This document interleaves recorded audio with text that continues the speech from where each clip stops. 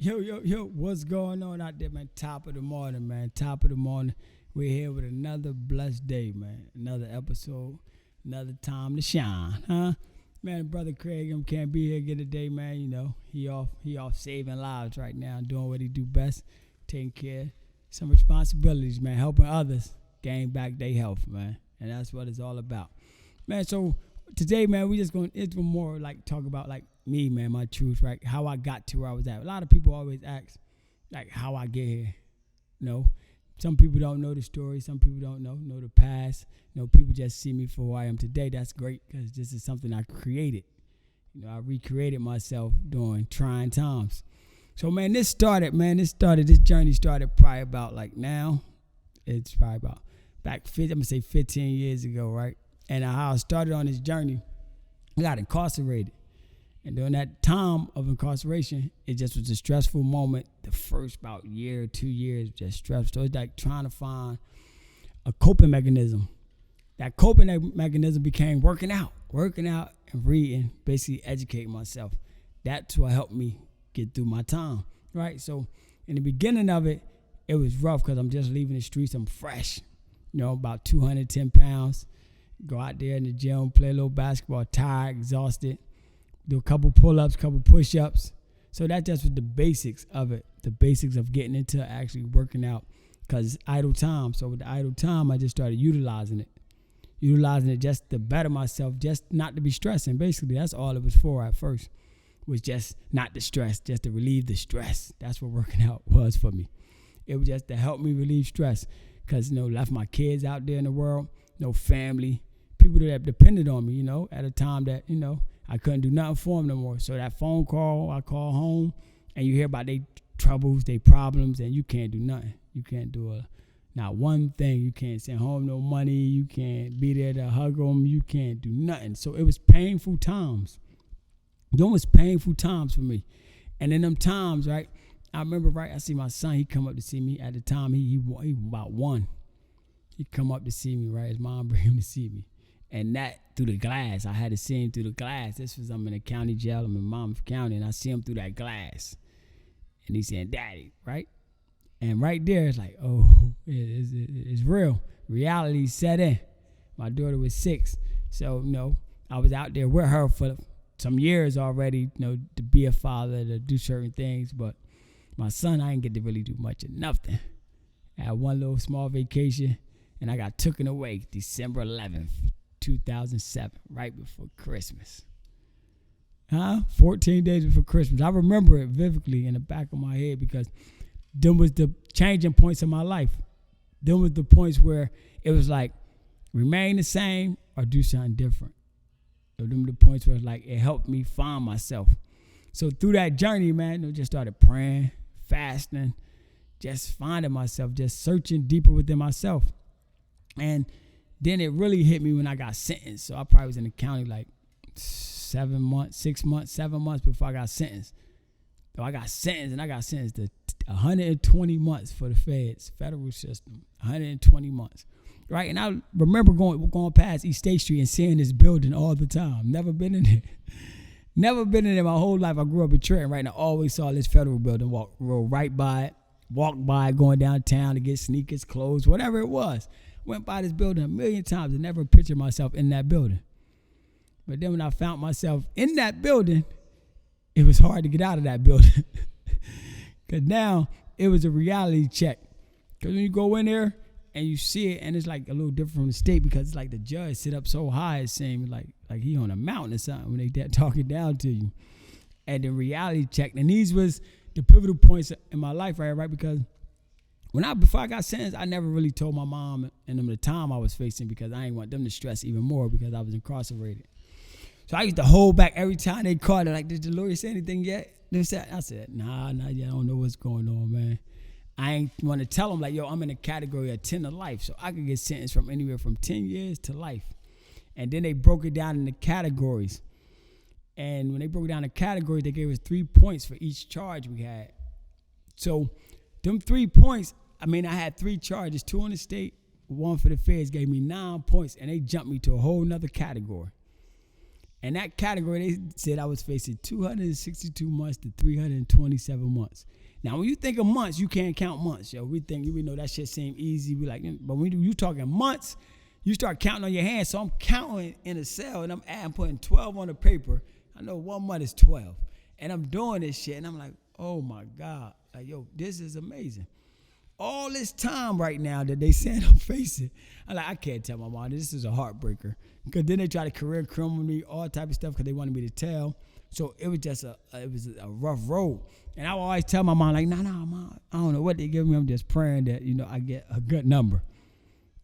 And right, going to court on my sentencing day, I have my family members and then my mom and them in there. So when she told me this after I called, so when I go in there, the lawyer go up to this desk, talk to him. He come back and he write on a paper 120 months. So I guess that's what they agreed to, that they're going to end up sentencing me, because he was fighting the various and all this shit, like trying to argue certain points, because I never been to prison before.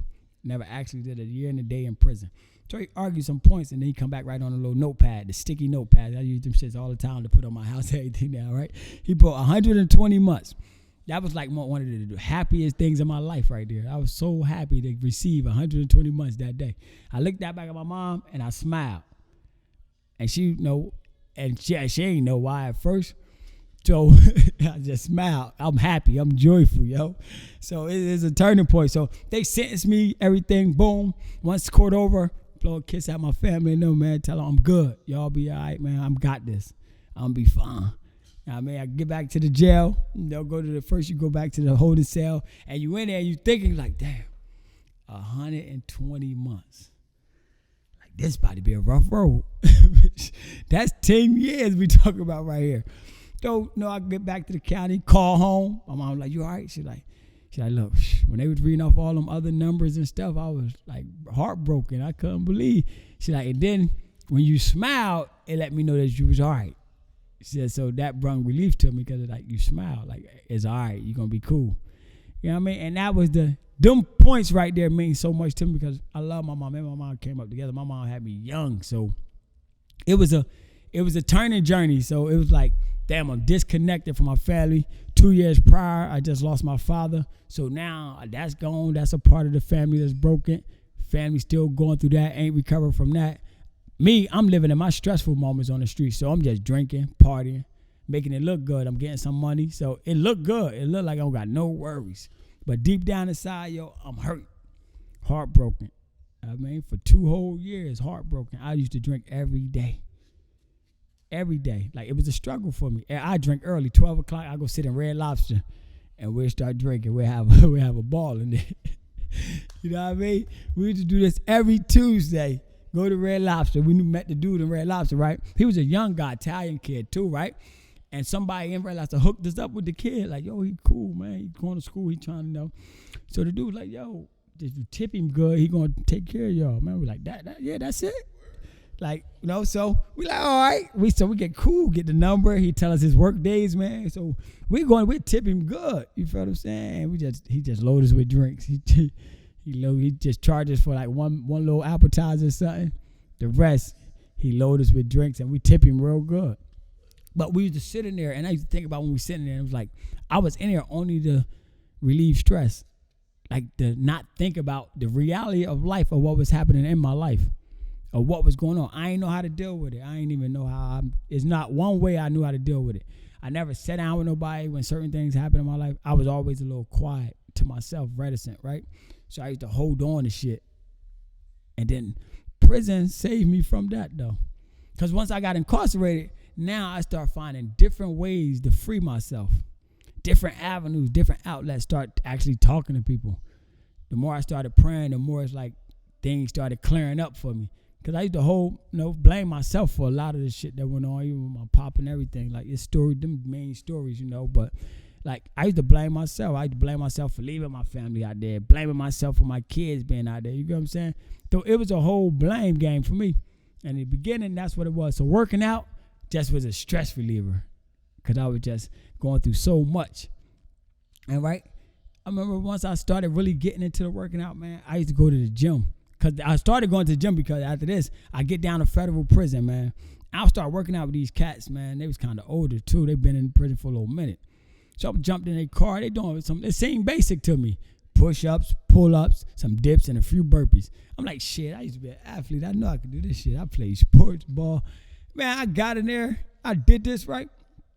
And that shit broke me. It broke me. It tore me up. I probably like 4 sets in. I'm running to the bathroom. I got to throw up. That street life coming out of me now. All that alcohol, all that partying. Man, them long nights is coming out of me now. I'm throwing up like crazy. And right when he came in there, he like, yo, you good, younger? I'm like, man, yeah, I'm good, but I'm tapped out, man. He like, yo, look. I said, nah, man, once you get yourself together, you can come back and finish these rest of these sets. You owe us. He like, man, that's how life is. He said, yo, think about all that time you just got. What you about to do? You feel what I'm saying? He said, that's hard. He said, this shit right here ain't nothing. He said, that time you about to do gonna be hard, because listen to all the people that you left. I mean, so that clicked the light bulb in my head, man. And when that light bulb clicked, yo, from that day forward, I told myself, I said, yo, no. And this was only just because I had an ego. And I'm like, yo, nobody would never do this shit to me again, have me throwing up. It wasn't even the fact of the working out part. Fuck the working out. I'm just like, yo, ain't no another man gonna get me like this. This shit crazy. You know, in jail, they'll talk shit to you. They'll laugh at like this is an ego camp. You feel me? We ain't this ego world. So I had to wake up every morning, yo, go to the gym. Run 10 suicides. 10 suicides. First, I started out, I could do like 2 in a row, take long breaks. But I wouldn't leave the gym till I'm done 10 suicides. 10. Started shooting the basketball around. A couple people from my city, so they had snuck me on this little C-League basketball league they had. People didn't know I could play basketball. I was a little overweight too. So. But when I go on there, they kicked me off the joint. Because they like, yo, nah, man, he could play. He need to be playing with the... So I'm like, yo, I ain't in no shape. I'm coming from the streets, man. They like, nah, bro, you could play. They kicked me off the joint. Like, nah. So like 2 weeks later, I get shipped to the whole another side of the prison. Because I wasn't designated to stay on that side of the prison. So now when I go on the other side of the prison, it's like a whole new world.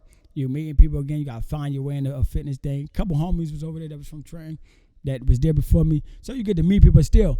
You got to find your own lane and get in. So I started working out at it. So now I got to find a way to get into the gym and to get weight. It's 2,000 plus people on this side.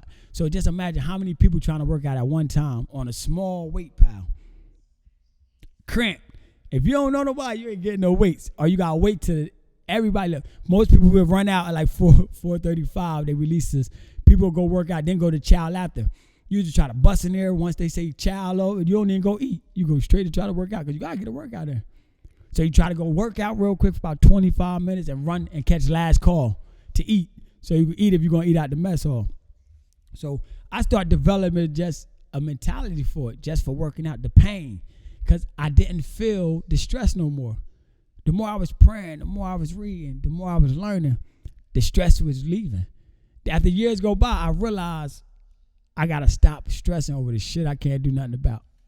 So even my kids, my family, what they doing outside, yo, I had to forget about that. I had to become numb to death. When somebody died and they call you, be like, you had to become numb to that because it will hurt you inside that wall. It will break you. So many people stood up and was in pill lines, man, like young, going to take pills for depression because they stressed out or they just trying to escape the reality of that world. So I went through a storm to make it to where I'm at today, right? And that storm could continue while I was in it, so I had to fight to do something different. So I got into fitness because it became a fight for me. It became just a journey of something to do, right? But then I bumped into somebody and it's the reality check. It was like, yo, they're like, damn, bro. I had like 15, 16 people working out with me at one time. Mad people want to get in my car from all over, no matter where they was from. Federal system is not just Jersey. You from all the fuck over. So we had mad people want to start working out with just because they saw how I was working out. We just know. So mad people started working out. Then now somebody asked me like, yo, what you gonna do when you go home? I'm like, man, I don't know. I got 7, 8 years left, maybe 7.5, something. I don't know. He's like, yo, you should look into training. Boom, bless me. You feel me? He gave me a jewel. Looked into it. That put me where I'm at today. But from that moment, all I started doing was studying. Still, I went through hard times because at first he didn't think I was taking it serious because I was going through my own state of transformation. It was at my own pace, and certain things I still had to get off my chest or relieve myself from. that I was still holding on to, certain baggages or certain blames I was blaming myself for. I had to just completely let go and stop blaming myself. I had to just ask God for forgiveness and move on. You know me? So that's what started my journey, man. From that day forward, I just took fitness, health and wellness, nutrition as my gateway, as my outlet. So I studied it every day, all day. I bumped into another guy, had a study group in our unit. We used to start studying every night at 7 o'clock, yo. And we'd start doing little seminars. We had to stand up, break down high blood pressure, cholesterol. So he started throwing major shit out. We started ordering college books or the doctor books for $400, small books too. I remember my mom used to go crazy when I used to call and say, order one of them books for $400. She's like, you ain't going to use that. What you going to do? She'll get it, though, eventually, you know what I mean? After I had to drill her in her, like, I need this. This is, so, but that sparked this. That put me in a position to where I'm at today, made me more knowledgeable. So it helped me, right? So that next continuing 7 years of my life, it was like school to me. The other older guy said something to me because he put me to the side one time. He's like, man, how old are you? So at the time, I was probably 28. Been in jail 3 years. I was probably 20, almost 4 years, 28, right? And he like, yo, man, how old are you? So I'm like, yo, I'm 28. He like, man, you lying. So I had to show him my ID with my birth date on it, right? I'm like, man, he's like, yo, cuz. He said, yo, all of them be like, they really listen to you, man. He's like, you don't act nothing like the younger ones. He's like, man, that's good. He said, look, I'm going to tell you this. He said, man, make jail your yell. He said, you'll never come back to this motherfucker. He said, if you make jail your yell, you'll never come back. So it set with me, but I'm like, what the fuck? So one day I asked him, like, man, what you mean by make jail my yell? He said, listen, you're never in your life going to get a free education again.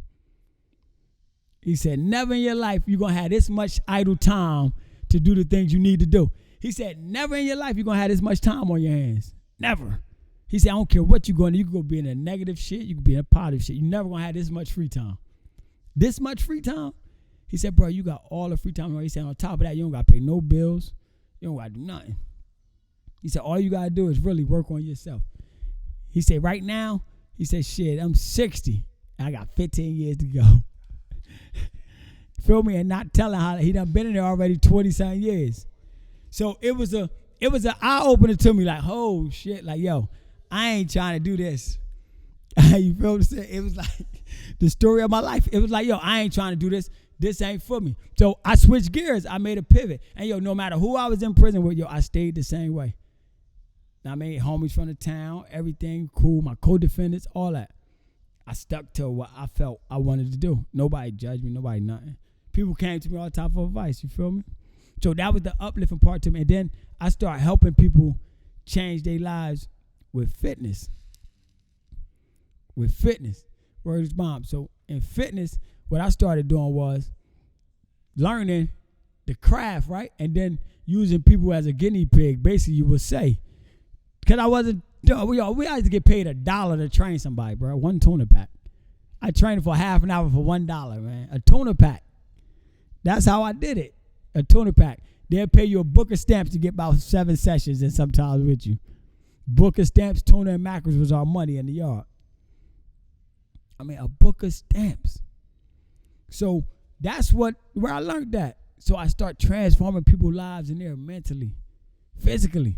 So I'm like, oh shit, this is it. I love doing this.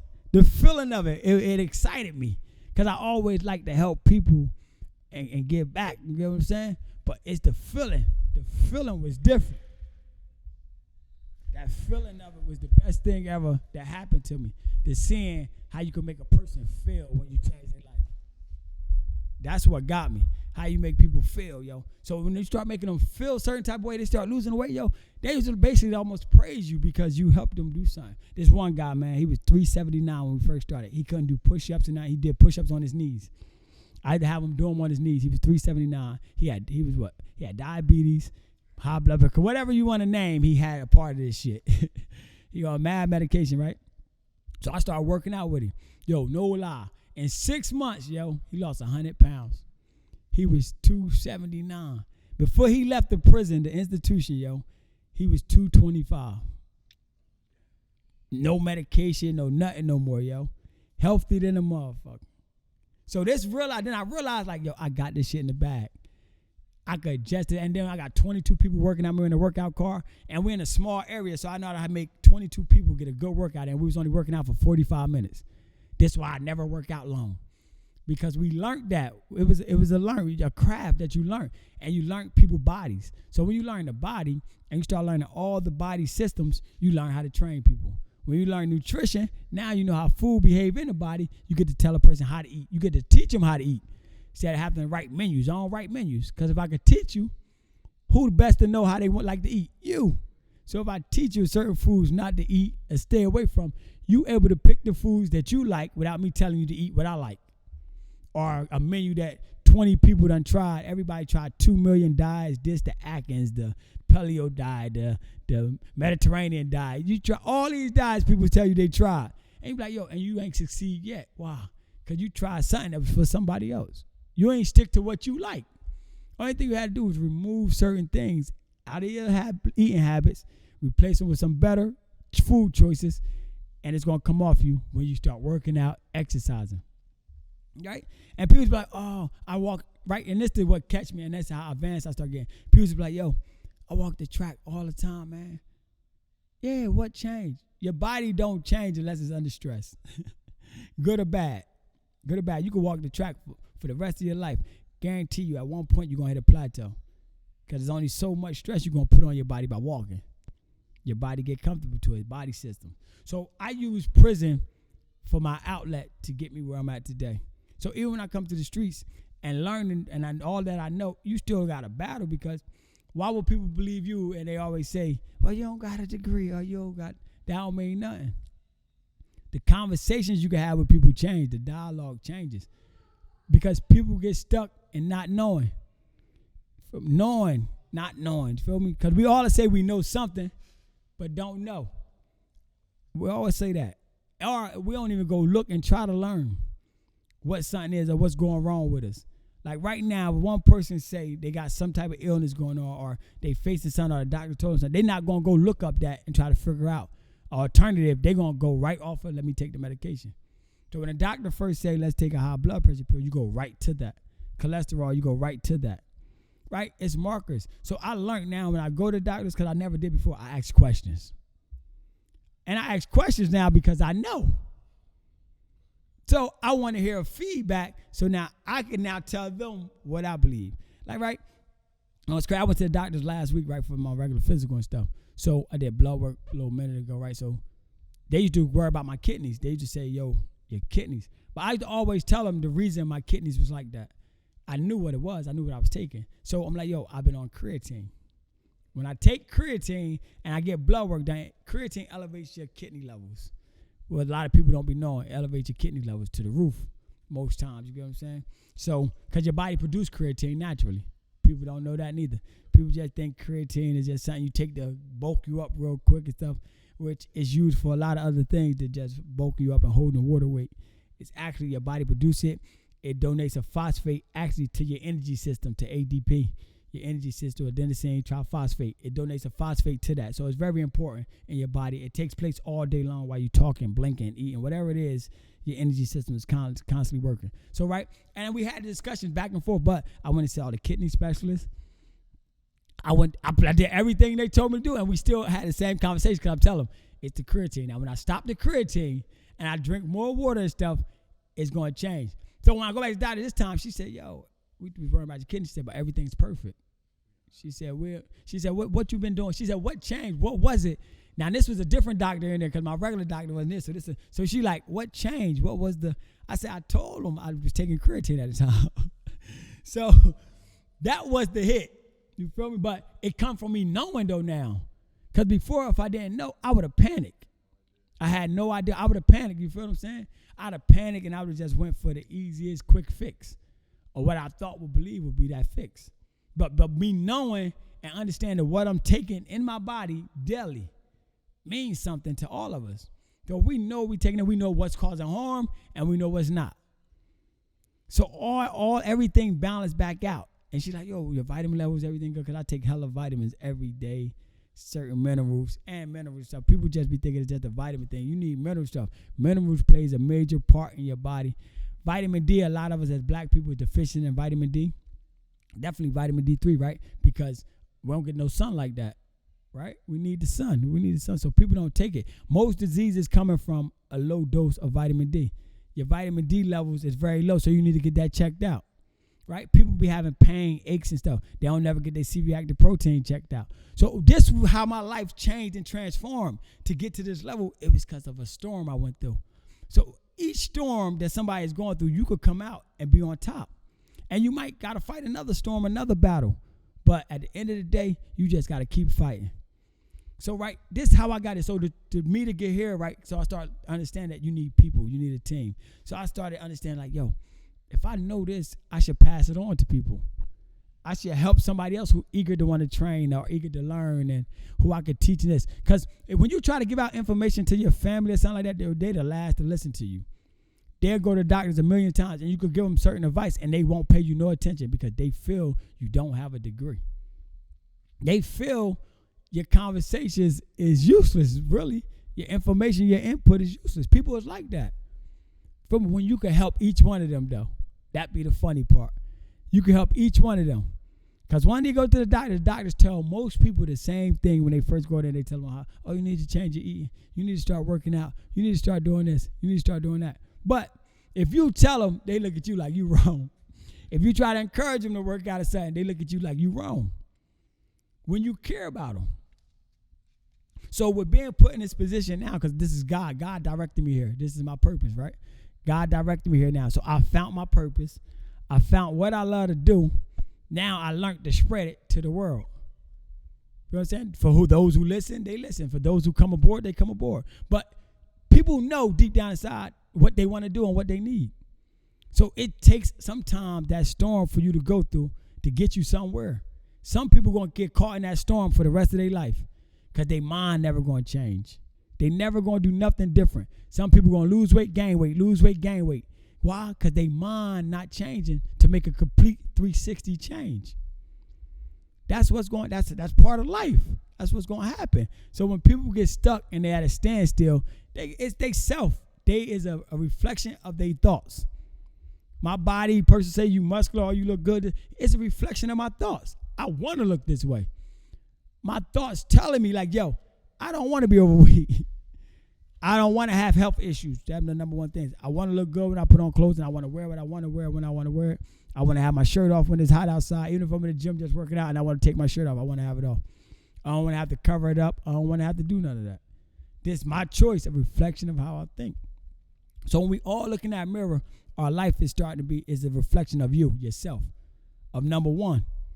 So for you to get to that next pivot point in your life, you got to correct self. Nobody can help you correct self only until you admit to yourself that you need the help. That's with weight loss. That's with a new job, a career, or whatever it is. If you stuck, if you stagnated, you got to do that. So I built Team Chisel off of prison. Because in prison, they used to just call it Chisel. Feel me? So one day, a group of us, me and my man, we all in the library, man. And we like, yo, what the hell, man? What can we come up? Because we mapping out stuff. Like, I'm rapping, I got mad little papers at home showing first drawings of a Team Chisel man, first everything that we breaking down. So we're like, yo, we're going to call it Team. And they're like, yo, Team. And I'm like, yo, you know what? And then my homie came up with something, right? I bumped into my homie years later and thing. And he like, yo, trying to break it down. He like, yo, this is what it could be, bro. Together, everyone achieve more. He's like, yo, because you always helping everybody. He like, yo, you helped everybody. Yo, he's like, look at what you did to us. You feel what I'm saying? He like, yo, I ain't see you in years. And we met in prison. We met back up in prison. He said, bro, I ain't see you in over 10 years. We met back up in prison. And he said, look what you helped me do in prison, the halfway house, bro. He said, look what you told me and showed me all this already, bro. He said, we used to go to the quiet room, right? Every morning, bro. Morning and night, me and him. Had notepads. We writing out goals. We asking each other different questions. Me and him, locked in, bro. This was the story of life. So when people look and they be like, yo, how you get here? I got here because I put work in. And I'm still putting work in to get somewhere. I ain't nowhere yet. This shit might look good to some people. Me, I ain't nowhere. And I applaud myself for the small things because I got to do that more now, right? Because I came a long goddamn way. A long way, you feel me? So it's a blessing. But we came up there, so it became together, everyone achieve more. So together, meaning we all could do the same shit and achieve something. Feel me? We ain't got to be exactly doing fitness or whatever it is, but you need together. It got to be a team of people. Why you think people who run business, they got an accountant, they got a lawyer, they got a marketing team, they got 1 million people on their team to make it. This is how it goes, a team. And then we had chisel, right? So people think of chisel, you chiseling something away, right? You think of that chisel when they putting the bricks together at the crib, when they chiseling something, or they making a statue out of pyramids. They chiseled them pyramids, right? To make it like a face and all that. The recreation of someone. So that's where chisel came from. The chisel, the recreation of someone, right? Constantly helping individuals literally elevate life.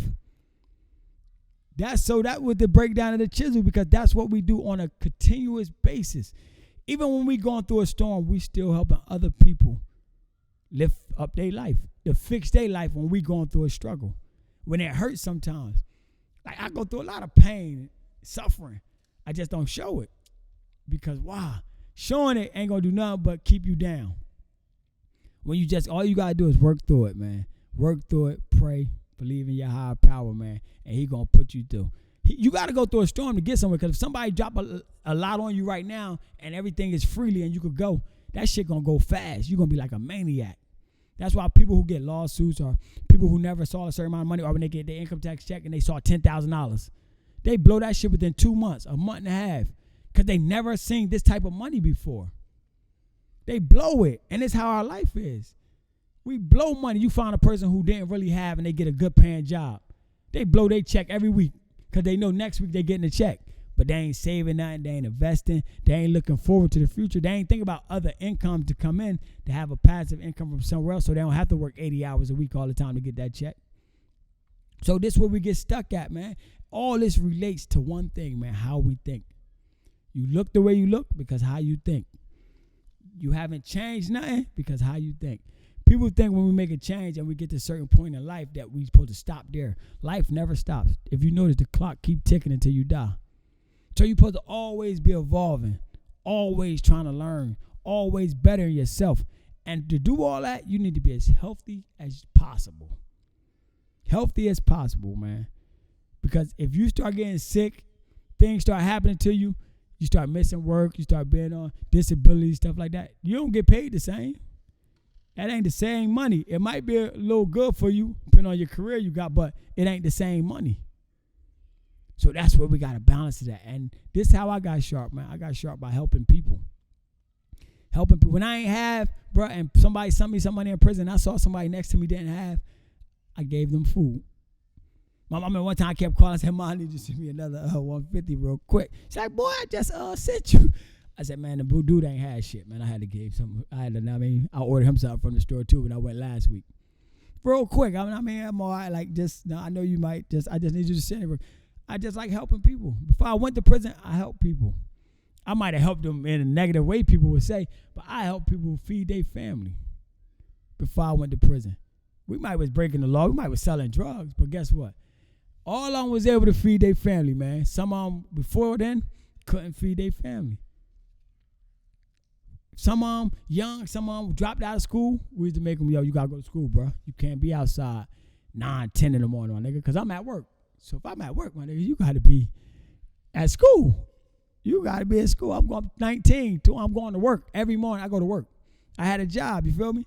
But we broke the law. But that didn't define the true nature of the person, of who I was, good-hearted.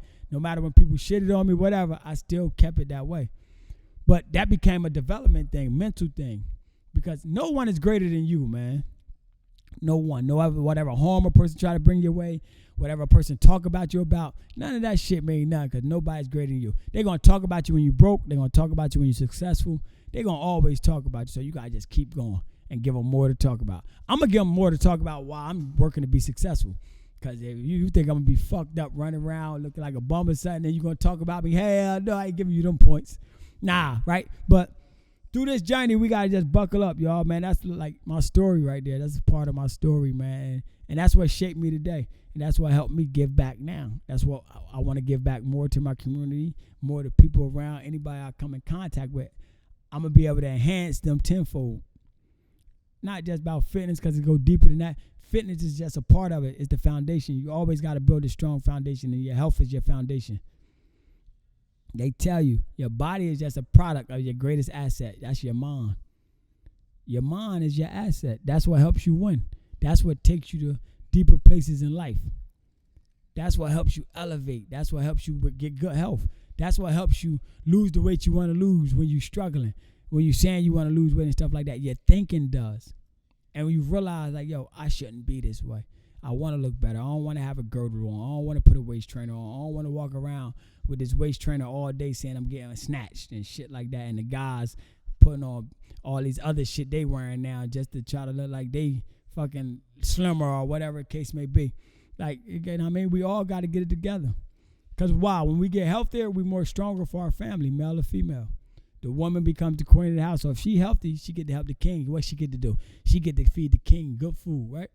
So if she thinking positive and on a good level, she get to help the king even thrive even more. Because what she do, she cooking good meals. It ain't always the McDonald's and Burger King or the fried chicken and shit on the stove. She understand that for him to succeed and me to succeed, we have to be healthy together. And the king understands. So he go out there, he fight harder and harder daily to teach his family something else. Because he want them to thrive. Food make us feel certain ways, right? We feel certain foods you eat right now, you'll be tired, exhausted. Then you eat certain foods, you got hella energy, you still could go. That's how it is, man. So today, that's just my life story, my truth, man. That's what this was about, man. Me just, because people always ask why I get where I'm at or certain questions about me, man, that they don't be knowing and understanding. But this was my truth, man. So my truth is to give back. Is to help people, man, young to old, no matter the age. 60, 70, I could change their life right now today if they willing. We got a 66-year-old lady that walk in here every morning and get busy. She said, yo, she started in January. She said, this is the best thing that happened to her in her life. By coming here through this door, her life changed tremendously. She feel better. She like, yo, when I wake up, my blood pressure every morning is 118 over 80 now. Every morning she said this. You feel what I'm saying? This ain't like before. She's like, yo, before the numbers used to go so high, fluctuate. I just ain't want to get on medication, so I figured I'd try working out first. And it's changed her life. So she been coming since January. Consistent. 4 days a week, beating it down. 66. So none of us have an excuse. Our excuse because we comfortable. So we got to break that, y'all. And that's what we doing, man. Yo, man. Craig and them come be here today, man. So, I took back in, man. But, yo, big shout out to Craig, man. He doing great things, man. Keep going, bro. Keep going, man. Like, he out training some people right now, taking care of some important business to help some people who be able to fit in their dresses coming up. So they can fit in their dresses coming up soon. That's what's up, bro. He got a whole party of them. That's good. Keep going, man. The homie be you, man. Keep driving. Keep pushing, man. Everything going to come together, man. Where it's bound. We all got to go through a storm, y'all. Each of our storms going to be a little different. Each of them going to be, upside down a different way. But guess what? We all can learn from it and grow from it. You the shining star, man. So shine through your storm. When that hurricane come, man, it feel like that shit about to twist you up and pull you away. Hold on. Tighten the rope a little tighter. Grab on to something. Hold on and fight. Fight a little bit longer, man. It's coming. We all got a season, man. It just might not be your season right now because you got to still get some shit out the way. You still got some baggage you holding on to or some things that you doubting. I mean, we all got that season, y'all, and seasons is coming. Just be prepared. Change with every season, though. Don't be the same person you was at the end of summer, man, when you start going into fall. Don't be that person.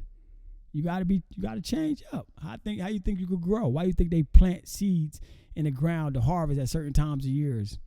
Why? Because they know the right times. They know what it's going to do. If you plant some bullshit in that winter and see what happens. So in that winter time, at that time for you to plant them seeds to work on yourself because you know spring going to be coming soon. That's with life, y'all. So we're going to close with that, man. What we want you to do, work on your truth, man. Find your purpose, man. Dig deep within yourself. That's my truth. That's my story, man. And I'm going to the next time. Make sure you follow us, man. Make sure you like, follow us, and subscribe, man. Follow our YouTube page, man. How Fitness Changed Our Lives, man. Make sure you like and subscribe it, man. Please go out and follow us, man. I mean, we appreciate it, man. And, we still growing through this, man. We still learning to have a YouTube channel and to try to make this grow. We still learning, y'all. So it's all a learning process and a growing process for us with everything we do, man. Make sure you follow me, too. My YouTube page, you know what I mean? My fitness page, you already know, Team Chisel. Make sure y'all go in there and follow that, too, my YouTube page.